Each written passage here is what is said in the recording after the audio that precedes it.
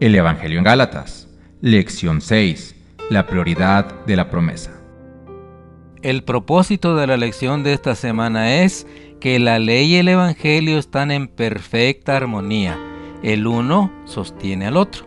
La lección la dividiremos en dos partes. La primera, el pacto y la promesa es lo mismo.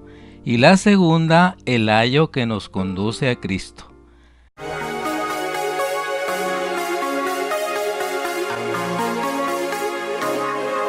Frecuencia cristiana.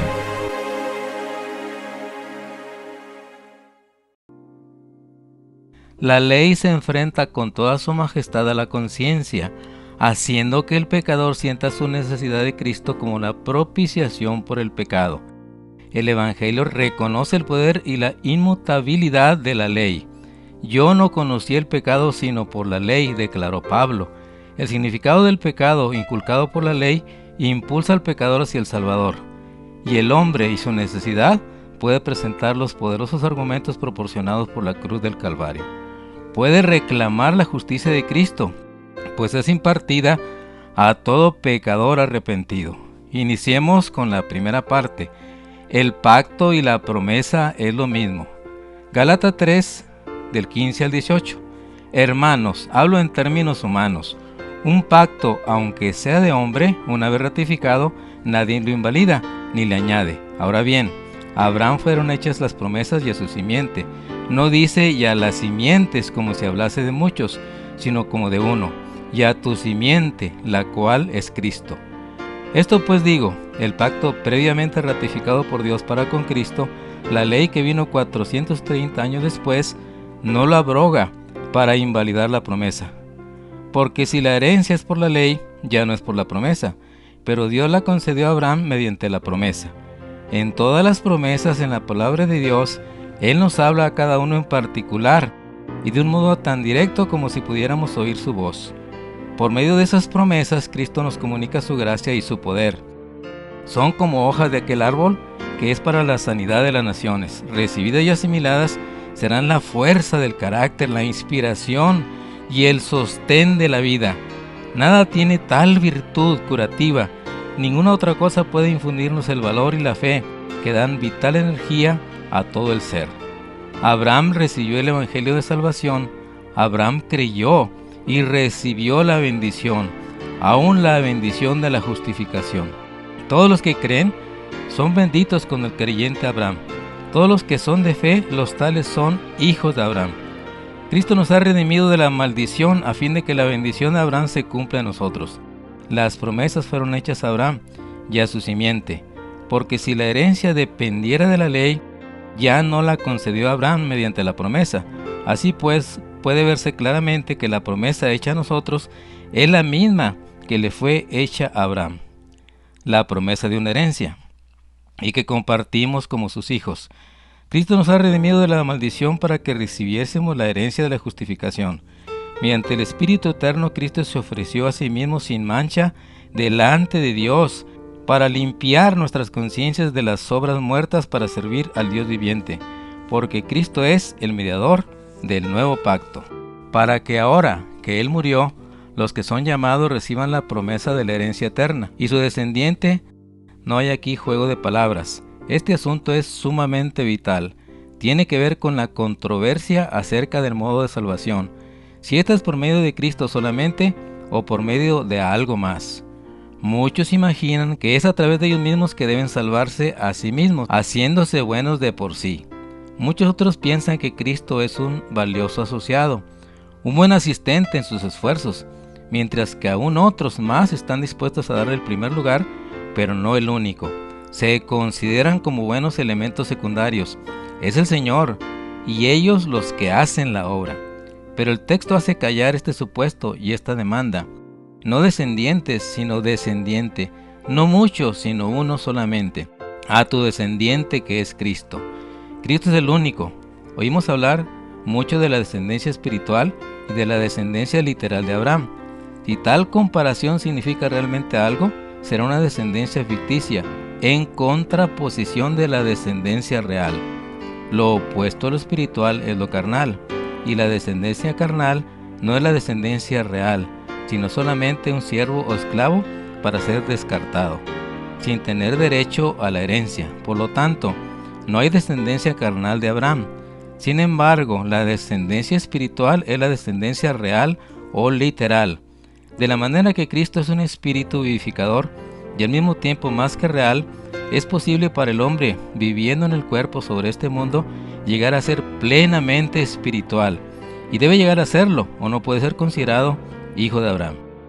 Los que viven en la carne no pueden agradar a Dios, ni carne ni sangre pueden heredar el reino de Dios. Solamente hay una línea de descendencia de Abraham, solo una clase de hijos reales, aquellos que son hijos de la fe, los que por aceptar a Cristo por la fe reciben poder para llegar a ser hijos de Dios. Pero en tanto que la descendencia está enunciada en singular, las promesas están en plural. No fue una la promesa que le fue hecha a Abraham y a su descendiente, sino que le fueron dadas muchas promesas. Dios no le da a ningún hombre ninguna promesa fuera de la que ya fuera dada a Abraham. Y todas las promesas de Dios están comprendidas en Cristo, en quien Abraham creyó, porque todas las promesas de Dios son sí en Él, amén, por medio de nosotros para la gloria de Dios. Segunda de Corintios 1:20.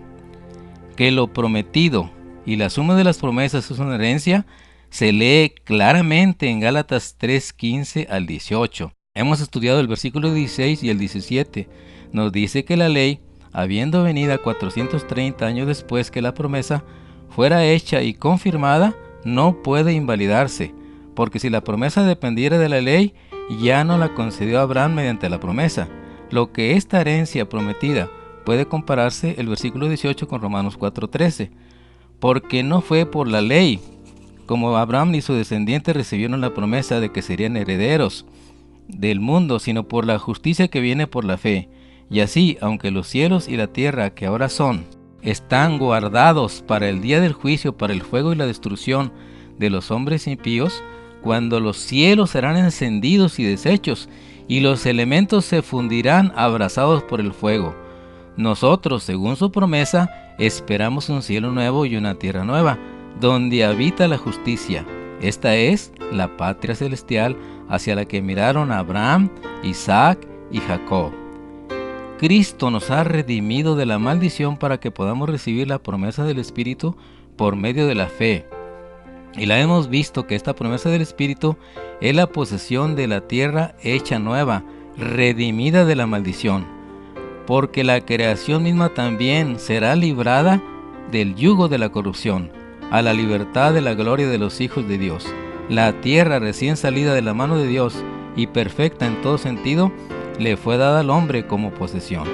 El hombre pecó y atrajo la maldición sobre sí. Pero Cristo ha tomado para sí la maldición no solo del hombre, sino de toda la creación. Él redime a la tierra de la maldición para que pueda ser la posesión eterna que Dios originalmente designó, y redimió también al hombre de la maldición para que pueda ser capacitado para la posesión de esta herencia. Esta es la suma del Evangelio, porque el don gratuito de Dios es la vida eterna en Cristo Jesús, Señor nuestro. Romanos 6:23. Este don de la vida eterna está incluido en la promesa de la herencia, pues Dios le prometió la tierra a Abraham y a su simiente como una posesión eterna. Génesis 17, 7 y 8. Es una promesa de justicia, porque la promesa que Abraham habría ser heredero del mundo era por medio de la justificación por la fe. Justificación, vida eterna y un lugar para vivir eternamente. Todo ello está incluido en la promesa, en todo lo que puede ser deseado o dado. Redimir al hombre sin dotarle de un lugar para vivir hubiera sido una obra incompleta. Las dos cosas son parte de un todo, porque el poder por el cual somos redimidos es el poder de la creación, el poder por el cual los cielos y la tierra son hechos nuevos. Cuando todo esto sea completado, ya no habrá maldición alguna. El pacto y la promesa de Dios son una sola cosa. Puede verse claramente en Gálatas 3:17. Esto donde se explica que si se hubiese abrogado el pacto, también se hubiera invalidado la promesa. En Génesis 17 leemos que Dios hizo un pacto con Abraham, por el cual éste recibiría la tierra de Canaán y con ella la tierra entera como posesión eterna. Pero Gálatas 3:18 dice que se le dio a manera de promesa. Los pactos de Dios con el hombre no son dados de otra manera. ¿Quién le dio a él primero para que sea recompensado? Porque todas las cosas son de él, por él y para él.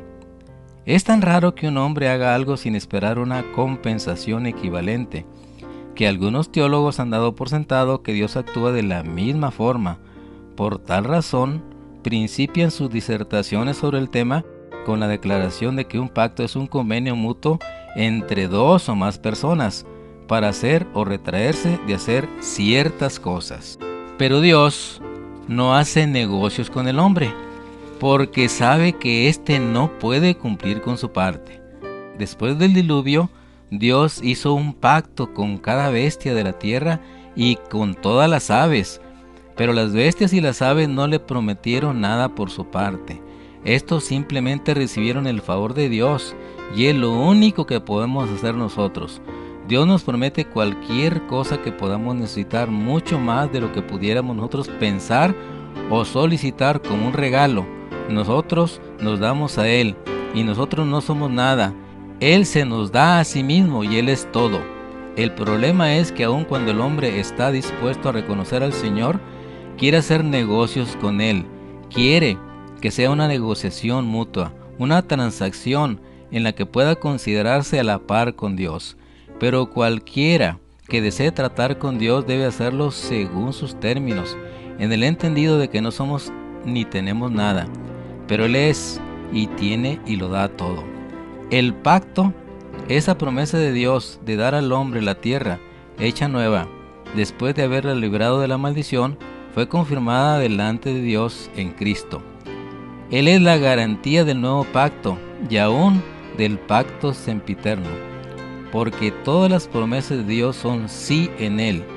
Por eso decimos amén en Él para la gloria de Dios. En Él hemos obtenido la herencia, Efesios 1:11. En Él asimismo tuvimos herencia, habiendo sido predestinados conforme al propósito del que hace todas las cosas según el designio de su voluntad. Porque el Espíritu Santo es la primicia de la herencia, y la posesión del Espíritu Santo es Cristo morando en el corazón por la fe. Dios bendijo a Abraham diciéndole: en tu descendencia serán benditas todas las naciones de la tierra, lo cual se cumple en Cristo, a quien Dios envió a bendecirnos, haciéndonos tornar de nuestras iniquidades. Fue entonces el juramento de Dios lo que confirmó el pacto hecho con Abraham. Esa promesa y juramento hechos a Abraham constituyen nuestra plataforma de esperanza, nuestra gran consolación, son seguras e inmutables. Continuemos con la segunda parte, el ayo que nos conduce a Cristo. Gálatas 3, 19 y 20. Entonces, ¿para qué sirve la ley? Fue añadida a causa de las transgresiones hasta que viniese la simiente a quien fue hecha la promesa, y fue ordenada por medio de ángeles por mano de un mediador.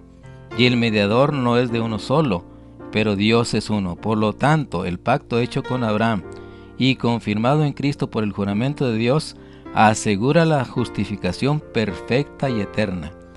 Es imposible que la ley dada 430 años después hubiera podido introducir algún nuevo elemento. La herencia le fue dada a Abraham en promesa, pero si después de 430 años se pudiera entender que esa herencia se pudiera obtener de alguna otra manera, entonces la promesa no tendría efecto y se invalidaría el pacto. Entonces, ¿para qué sirve la ley? Esa es la pregunta que el apóstol se hace en el versículo 19, con el doble propósito de adelantarse a las objeciones contradictorias y demostrar más enfáticamente el lugar que la ley ocupa en el Evangelio. Es una pregunta muy natural. Si la herencia se recibe solamente por la promesa y un pacto confirmado no puede cambiarse, ni se le puede restar ni añadir nada, ¿por qué se dio la ley 430 años después? ¿Para qué sirve la ley? ¿Por qué la ley? ¿Qué papel desempeña aquí? ¿Para qué sirve? Fue dada por causa de las transgresiones. Entiéndase, que la entrada de la ley en el Sinaí no fue precisamente el comienzo de su existencia. La ley existía en los días de Abraham y era guardada por él. Génesis 26:5. Por cuanto oyó Abraham mi voz y guardó mi precepto, mis mandamientos, mis estatutos y mis leyes. Y Dios probó a los hijos de Israel para ver si ellos guardarían su ley o no, más de un mes antes de que la ley fuera promulgada en el Sinaí. La ley vino para agrandar el pecado, Romanos 5:20. La ley se introdujo para que el pecado abundase, mas cuando el pecado abundó, sobreabundó la gracia. Fue dada la ley entre manifestaciones de la más asombrosa majestad, para alertar a los hijos de Israel del peligro que estaban de perder la herencia prometida por causa de su incredulidad. Ellos no creían en el Señor como Abraham lo hacía, y cualquier cosa que no sea de fe es pecado. Pero la herencia había sido prometida a través de la justicia por la fe. Por consiguiente, los incrédulos judíos no podían recibirla. En resumen, la ley fue dada para mostrarles su ausencia de fe, por la cual no podían ser los verdaderos hijos de Abraham, y estaban por perder la herencia prometida. Dios hubiera puesto su ley en sus corazones como la puso en el corazón de Abraham. La ley les fue pronunciada por causa de la transgresión, o lo que es lo mismo, por la incredulidad de la gente. El pueblo de Israel estaba lleno de confianza propia e incredulidad, y presumía al pensar que eran capaces de cumplir cualquier promesa y requerimiento de Dios. Poseían el mismo espíritu de sus descendientes, quienes preguntaron: ¿qué haremos para realizar las obras de Dios? San Juan 6:28. A tal punto ignoraban la justicia de Dios que pensaban que podían establecer su propia justicia como un equivalente. A menos que vieran su pecado, no podían beneficiarse con la promesa. De aquí la necesidad de la pronunciación de la ley en el Sinaí. Decidamos hoy apartarnos de toda incredulidad y tener plena confianza en la promesa de salvación por medio de nuestro Señor Jesucristo y unirnos a la multitud de héroes de la fe de Hebreos 11, que contemplaban la herencia futura con plena certidumbre, aún sin recibirla. Hebreos 11:13. Conforme a la fe, murieron todos estos sin haber recibido lo prometido, sino mirándolo de lejos y creyéndolo y saludándolo y confesando que eran peregrinos y extranjeros sobre la tierra.